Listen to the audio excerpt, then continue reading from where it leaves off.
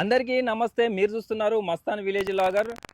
నేను ఈరోజు మహబూబాబాద్ జిల్లా దంతాలపల్లి మండలం బొడ్లాడ గ్రామానికి అయితే వచ్చేసినాం. బొడ్లాడ గ్రామానికి సంబంధించిన రైతైనటువంటి రాజుగారి వ్యవసాయ క్షేత్రానికి అయితే వచ్చేసినాం. వారు గత 2 సంవత్సరాల నుంచి మామిడి తోటలోని మామిడికాయలకు మ్యాంగో ఫ్రూట్ ప్రొటెక్షన్ బ్యాగ్స్ అయితే వాడుతున్నారు. వీరు మన గ్రోమర్ నుండి తీసుకొచ్చిన బ్యాగ్స్ అయితే వాడుతున్నారు. ఒక్కొక్క బ్యాగ్ వచ్చేసి ₹2.50 అయితే ఖర్చు అయితే ఉంటుందంట.